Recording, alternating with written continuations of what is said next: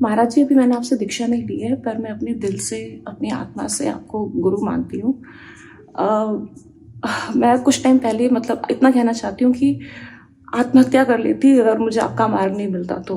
हाँ, देखो, हम कई बार सत्संग में कहा है, फिर उसी मन पर बोल रहे हैं। ये मन ऐसा है कि स्वयं प्रेरित करके आपसे ऐसे आचरण कराएगा, ऐसे मित्र बनवाएगा जहां आपके साथ कपट होगा, छल होगा, सुख नहीं होगा, दुख होगा।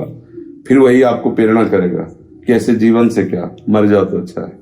समझो, उसकी चाल समझो। आपको घोर नरकों में ले जाने की वही प्रेरणा करता है।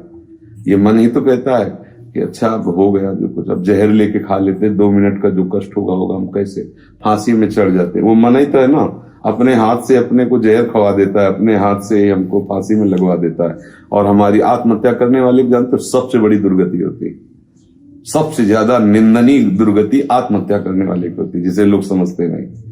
स्वति निंदक मंदमति आत्महनन गति जाए, सबसे बुरी गति होती, दुर्गति होती। तो सत्संग ही है जो हमारे को बचा सकता है इस जगत के प्रपंच से। खूब नाम जप करो।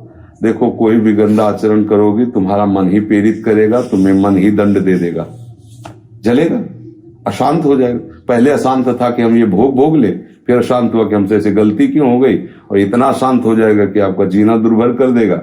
थोड़ा सिस्टम में और डाउन हुआ तो मन पागल कर देगा तुम्हें, इसे डिप्रेशन आदि नहीं कहते। आओ बैठा है और बिल्कुल घुन्न शून्य एकदम मतलब जिंदा मुर्दे के समान। तो काहे को ऐसे मन की चाल में फंसे। और बच सकते हो तभी जब सत्संग का बल होगा, नहीं तो नहीं बच सकते।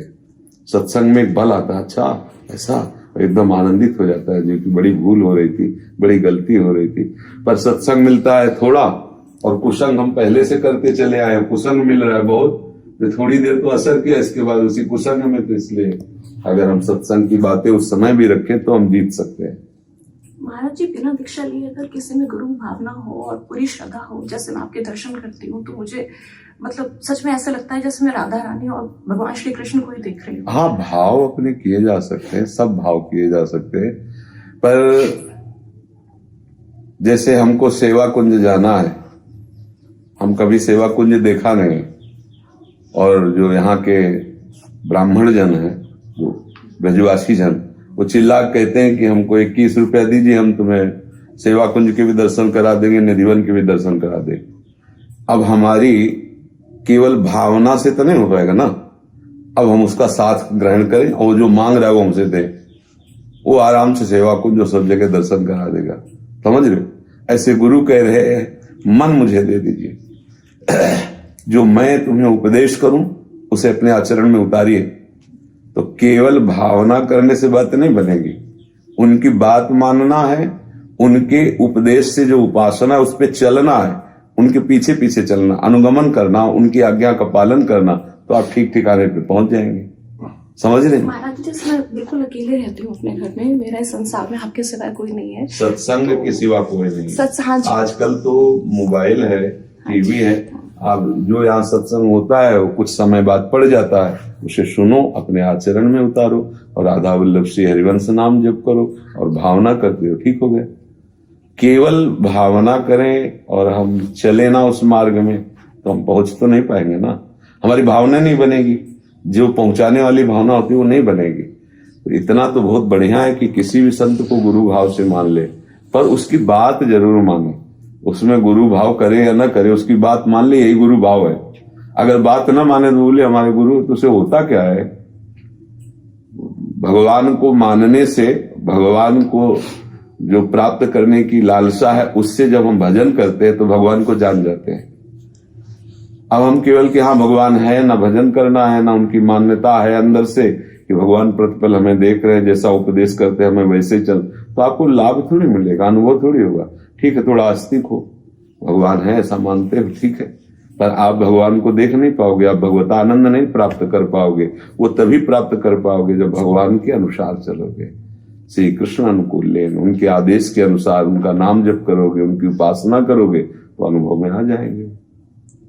महाराज जी, आपका सत्संग, वृंदावन आश्रय और जुबान पे राधा कृष्णा का नाम, यही इसे कोई आश्रय बनाया आपने जीवन का। महाराज जी, एक मार्गदर्शन चाहिए, मुझे डर लग रहा है, मैं बोल नहीं पा रही हूँ, मैं लिख के लाई हूँ, आपको दे सकती हूँ अगर आपकी आंखें हो। ये पढ़ के बताए, हमारी आंखें थोड़ा कमजोर हो गई डायलिसिस से, तो चश्मा लगाना पड़ता है, वो हमें अच्छा नहीं लगता।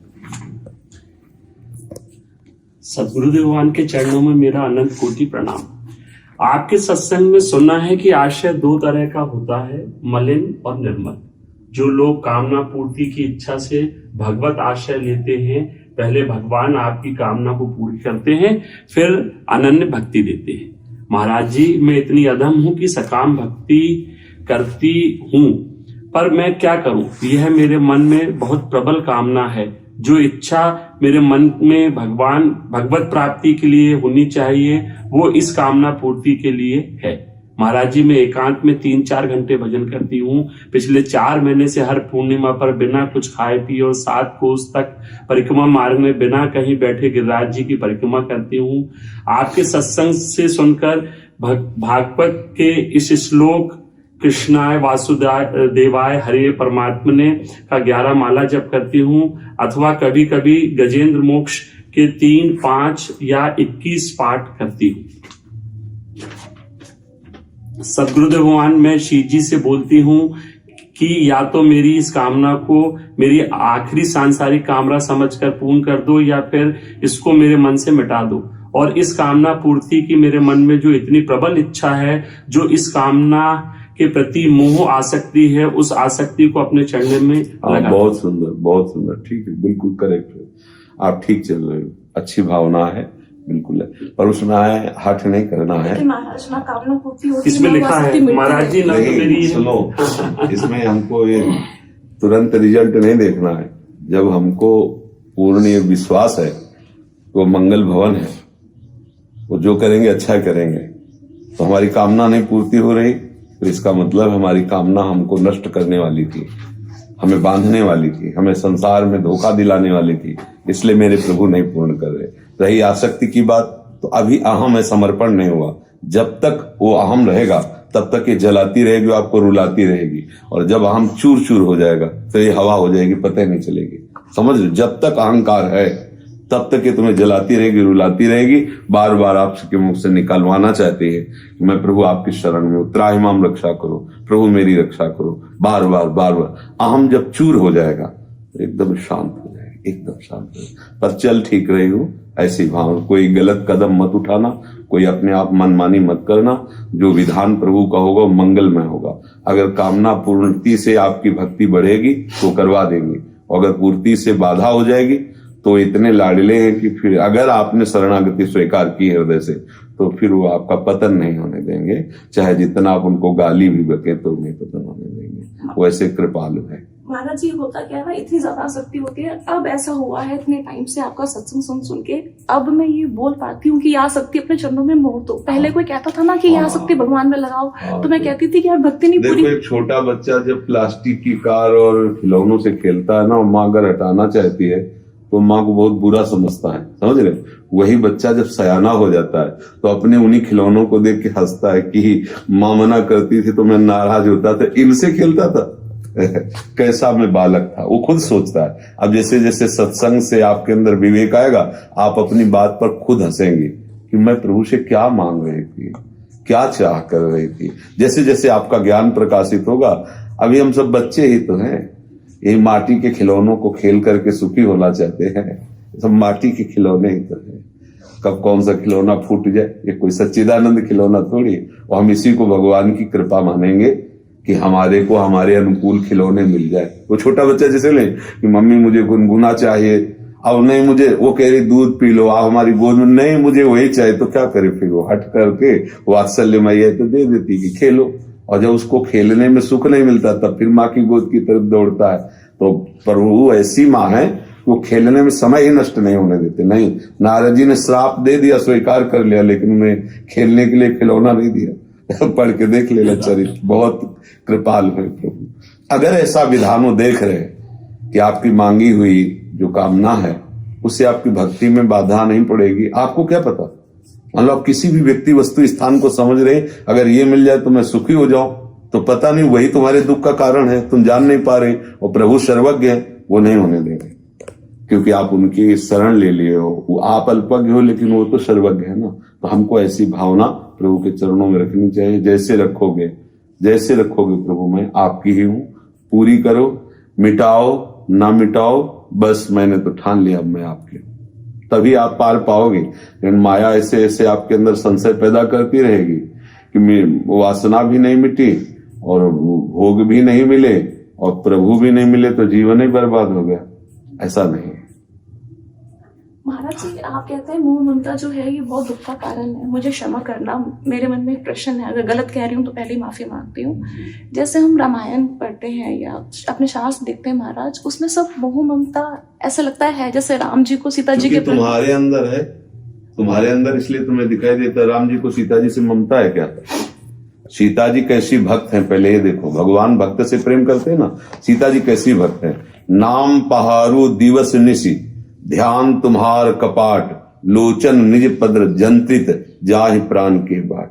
अगर प्रभु का स्वभाव है, अगर तुम 10 बार कृष्ण कृष्ण बोलोगे तो 1000 बार वो तुम्हें याद करेंगे, वो तुमसे पीछे नहीं है।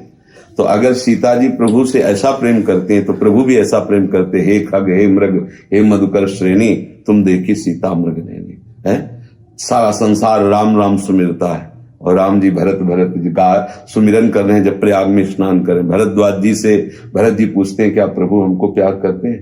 तो उनका भरत सच्ची मानना, हम वनवासी किसी का पक्षपात नहीं लेते, लेकिन मैंने देखा नाहक प्रयागा सुमिर सुमिर उमगत अनुरागा, तुम्हारे अनुराग में प्रभु को हमने देखा है। जग जप राम राम जप जेहि, भगवान राम भरत भरत भरत ऐसा उच्चारण करके अश्रु प्रवाह कर रहे थे प्रयाग में, हमने देखा है। तो भरत क्या है? भगवान के भक्त है ना। जानकी जी क्या है? प्रभु ही हैं, पर वहां प्रभु के चरणों का आश्रय लिए है ना। तो भक्त से प्रेम करना ममता होती है क्या? मोह होता है क्या? समझ रहे ना। अब आप उसे अगर ये माने कि वो स्त्री है तो अज्ञान ही है। जो राम है वही सिया है, जो सिया है वही राम है। लीला के लिए 2 तन धारण किए सच्चिदानंद प्रभु है। अच्छा, अगर आप देखो कि चलो भक्त प्रेम की बात तो हमने आपको सपोर्ट कर दी। अब अगर आप देखो पत्नी, तो क्या जानते नहीं है कि कभी रावण को नेत्र भर के देखा नहीं सिया जी। जब बात की है तो तृण धरी ओट कहत बैदेही, सुमिर अवध पद परम सनेही। अय दशानन, तिनके की ओट लेकर के तो अवधपति प्रभु श्री राम का भजन कर, इसी से तेरा मंगल। कभी देखा नहीं, फिर भी प्रभु क्या करते हैं? अग्नि परीक्षा लेते हैं। ये मोह है। मोह होता तो दौड़ पड़ते, आओ सिया जी गले लगा लेते, तो भी कोई बात नहीं थी, क्योंकि वो जान रहे हैं तत्व प्रेम कर मम तोरा, जानत प्रिया एक मन मोरा, सो मन रहत सदा तो पाही, जान प्रीति रसे तने माही। सोचो, प्रभु जानते, अगर वो दौड़ के कह देते हाँ सिया तो भी महामंगलमय बात थी। लेकिन प्रभु ने क्या कहा? 2 पालकी से उतारो और स्वयं चल करके आवे, जिससे सारी सभा देखे, और चिता लगाओ अग्नि की, अग्नि को साक्षी करके निकलो। अगर तुम पवित्र हो तो रुआ भी तुम्हारा नहीं झुलसेगा। जानते नहीं क्या प्रभु उनकी प्रियादि में? तो सारी लीला की ना, कहां मुंह झलक रहा है। जो दशरथ जी को कृपा प्राप्त नहीं हुई, वो जटायु को प्राप्त हो रही है, गीधराज जटायु। कहीं तुम्हें मोह दिखाई दे रहा है क्या? अब अपने मोह का चश्मा लगा तो मोह ही तो दिखाई देगा। तो मोह दिखाई दे रहा है इससे? कहीं भी बताइए। जैसे भगवान राधा कृष्ण को ऐसा सुनते हैं ना, तो हमें अज्ञान है, बिल्कुल ठीक आपने बोला, पर ऐसा लगता है कि हर तरफ मोह है। जैसे राधा कृष्ण जी को, राधा कृष्ण अब बच्चे हैं, वो कुछ भी सोचे, तो बच्चे हो तो कुछ भी सोचो। चलो गुरुदेव, अभी आप स्वप्न में आए थे कुछ समय पहले और आपने बोला था मुझसे कि अब तू तैयारी कर ले, तेरा प्रारब्ध आने वाला है, और आपने 30 तारीख भी बताई थी गुरुदेव। देखो बच्चा, बात इसमें है कि हमारी स्वामिनी है श्री श्यामा जी। आप सब शरणागत श्यामा जी के हैं। इस रूप को आपने मान लो गुरु माना, संत माना, भगवान का भक्त माना, जो जैसे भाव से, तो श्री जी वही रूप प्रकाशित करके आपको उपदेश देती। हम कहीं नहीं, हमारी श्री जी का सारा खेल है। उनको जो करना है, उनको जो समझाना है, उनको जो संदेश देना है, हमारे लिए तो केवल श्री जी। हमारा स्वप्न, हमारा जागृत, हमारी हर अवस्था हमारी श्री जी है। अब आप सब श्री जी के शरणागत हो, उनको जो लीला करनी हो करेंगे। तो आप श्री जी के शरणागत हो, मंगल हो नहीं सकता। इसलिए राधा राधा राधा, मृत्यु भी यहाँ महामहोत्सव है। मृत्यु जिसके लिए लोग अमंगल मरने से सब जग डरा मेरो मन आनंद, कब मरियो कब भेटियो पूरन परमानंद। मृत्यु ही मंगल है, यहाँ मृत्यु भी भगवान का स्वरूप है। भगवान ने कहा ना, भय देने वालों में सबसे बड़ा मैं मृत्यु हूं, भगवान कह रहे ना। तो समझो, जब मन भगवान है तो मृत्यु भी भगवान है। भगवान का आलिंगन करने से डर थोड़ी लगेगा, मृत्यु रूपी भगवान आके। तो हमारा मंगल क्या हो सकता है? अब हमारा बचा क्या है? अगर शरणागत हो तो तन मन धन प्राण सब उनको समर्पित है। वो अपनी समर्पित वस्तु कभी ले लें, धरोहर है कभी ले लें। जैसे हम आपको 5,000 रुपया दें तो आप कभी उन 5,000 रुपया में ममता नहीं करेंगे, कभी खर्चा करने की नहीं सोचेंगे। अगर ईमानदार आदमी सोचेंगे कि तो प्रभु की है, गुरुदेव की है, जिस समय फोन आ जाएगा उसी क्षण में पहुंचाना पड़ेगा। तो ऐसे समझ लो, ये शरीर संबंधी भोग, शरीर संबंधी रिश्ते नातेदार, ये सब प्रभु की संपत्ति है, तुम्हारी नहीं है। जिस समय जहां जो जिसको हटा लेंगे, तुम्हारे रोने धोने से कोई फर्क नहीं पड़ेगा। तो उनकी वस्तु है, तो अब हम क्यों चिंता करें कि पता नहीं कोई अमंगल हो जाए, कोई प्रारब्ध। हमारा प्रारब्ध क्या बचा है? हमारा प्रारब्ध श्री जी है, हमारा वर्तमान क्रियमाण भी श्री जी है, हमारा संचित भी श्री जी है। अब श्री जी के सिवा हमारा कोई नहीं। शुद्ध शरणागति पे उतरो तो कोई भय ही नहीं रह जाएगा। हमारे पास कुछ है नहीं जो नष्ट हो, हमारे पास जो कुछ है सब अविनाशी है, क्योंकि हमारी जो कुछ है वो सब श्री जी है। बस अभी क्या है, अपने लोग बहुत कचाई पे है, इसलिए डर लगता रहता है कि कोई ऐसा शुभ प्रारब्ध ना आ जाए। ऐसा एक बात और समझ लो, कोई संकेत करे या न करे, अब हमारी थोड़ी बात कड़वी निकलेगी, तुम मरोगे हम मरेंगे, ये सारी सृष्टि नष्ट होगी, उसका समय है। अब उसके लिए न किसी का आशीर्वाद काम करेगा, न किसी का यहाँ जादू काम करेगा। तुम भी मरोगे हम भी मरेंगे, सब यहाँ मरण धर्म है, सब कुछ नष्ट होगा। ये दिमाग में बैठा लो अगर भगवत मार्ग में चलना चाहते हो। संसारी बैठालते नहीं, यद्यपि वो भी जानते हैं, जब किसी का सौ ले जाते हैं तो वो गाते हैं राम नाम सत्य है, सत्य बोलो। अब ये गा तो रहे कि गति केवल राम नाम ही है, यही सत्य है, पर फिर उसी प्रपंच में फंसे। उनको ज्ञान नहीं हो रहा कि आप क्या बोल रहे हो जाते समय कि यार सत्य है तो भगवान का नाम है, यही परम गति है। पर कहा समझ में कहां था उनको? तो ठीक से समझ लो कि यहां जो कुछ है सब नाशवान है।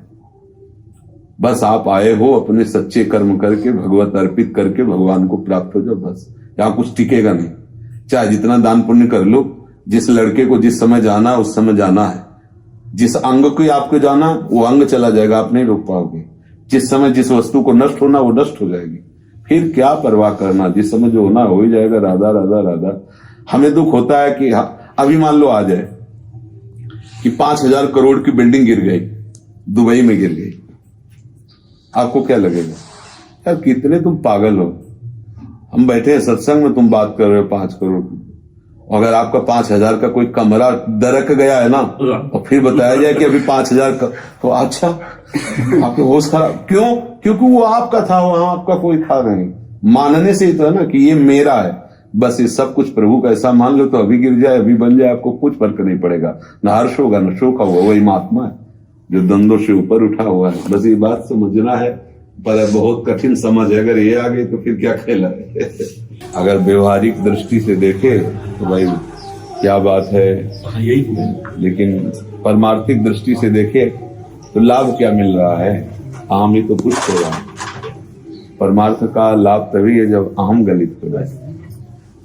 ये जल्दी समझ में नहीं आता। परमार्थ जो है बिना गुरु कृपा के समझ में नहीं आता। वो इस अहम में कि बिना बैठे हम गिरिराज जी की परिक्रमा, इतने गजेंद्र मोक्ष का पाठ, इतना ये इतना, अब ये सब करते हुए और कह जैसे है नहीं कि हमारी कामना पूर्ति नहीं होती, हमारी आसक्ति, क्योंकि कामना जहाँ है, आसक्ति जहाँ है, उस अहम को तो आप और पोषित कर रहे हो। महल तो और बढ़िया बना रहे, तो ये सब विकार उसी में तो रहते हैं। अगर रात से समझ में थोड़ी आता। अब एक अहम बैठा हुआ है।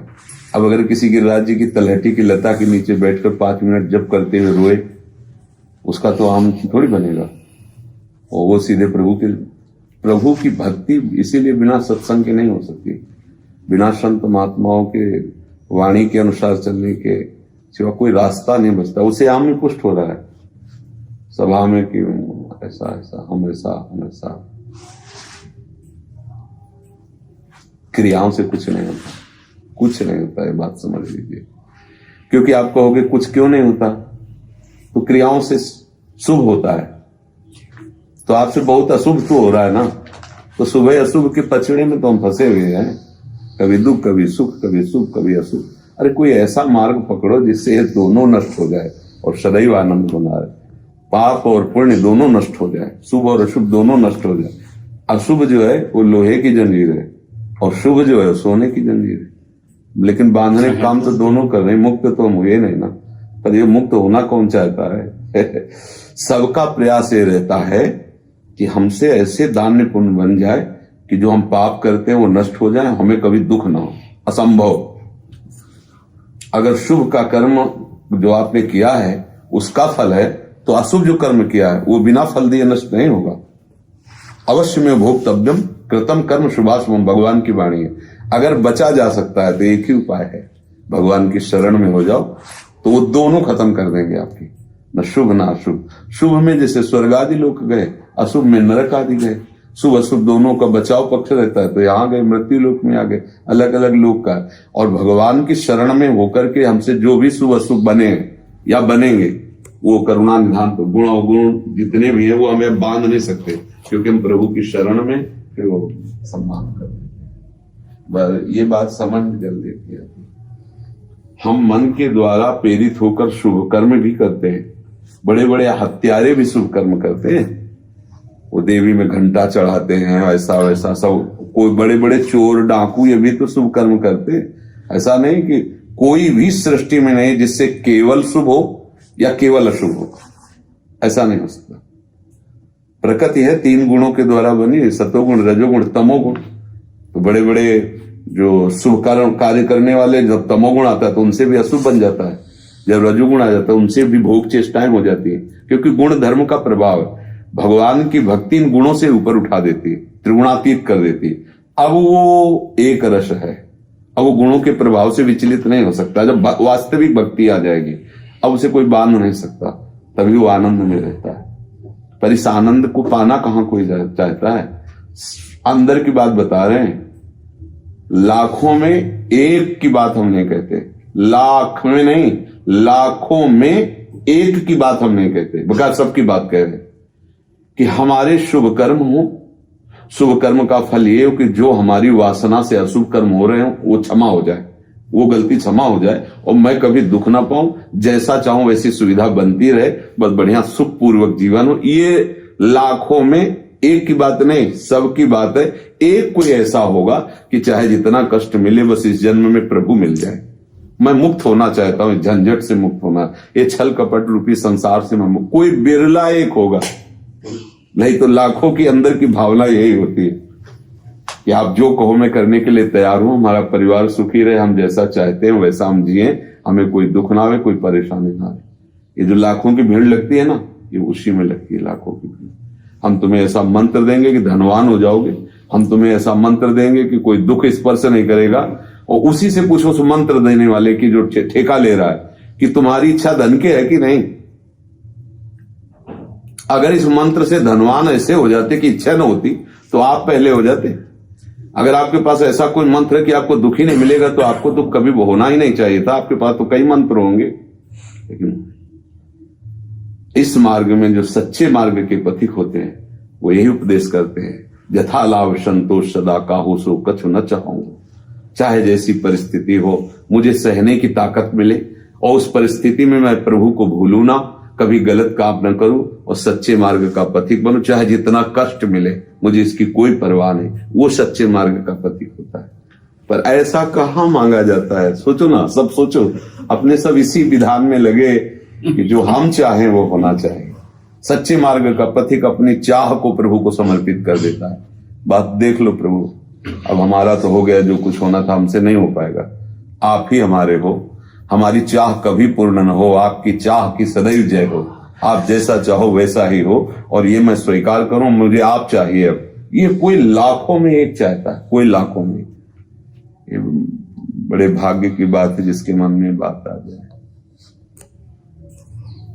फरवरी से मैं आपसे जुड़ा हुआ था 2021 और आपके प्रवचन सुन के मतलब अंदर से त्याग और वैराग्य की भावना आ रही।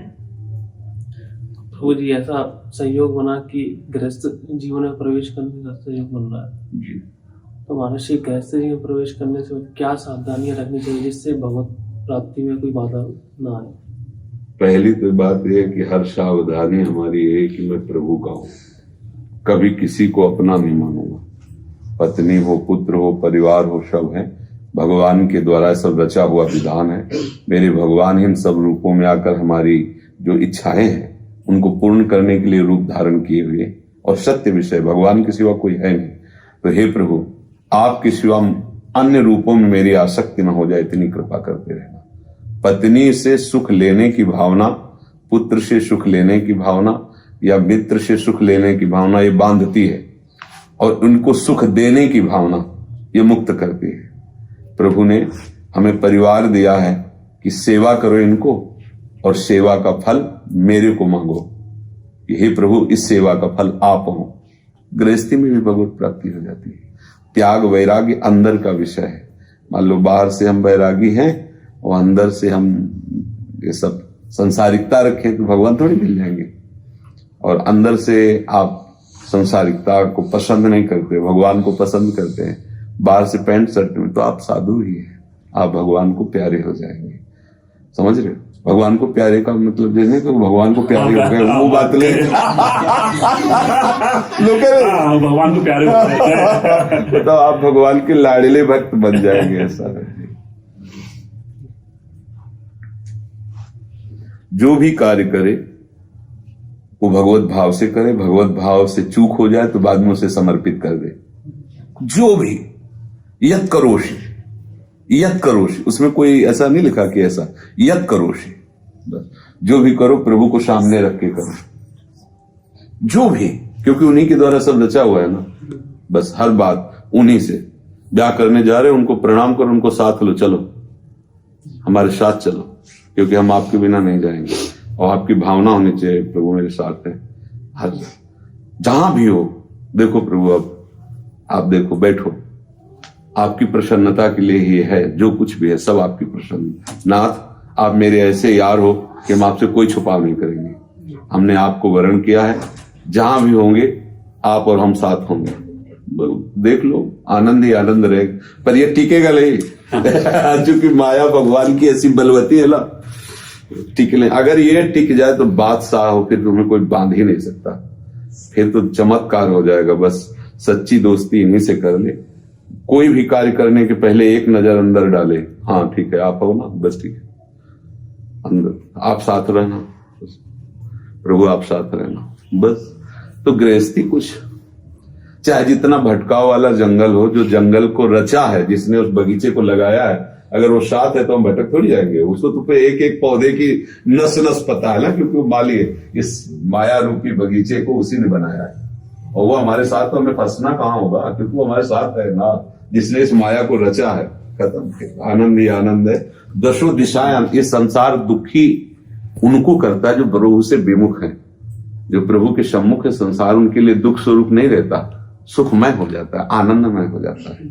और जहां प्रभु से विमुख हुआ तो वही सब जलाने वाला, दुख देने वाला बन जाता है।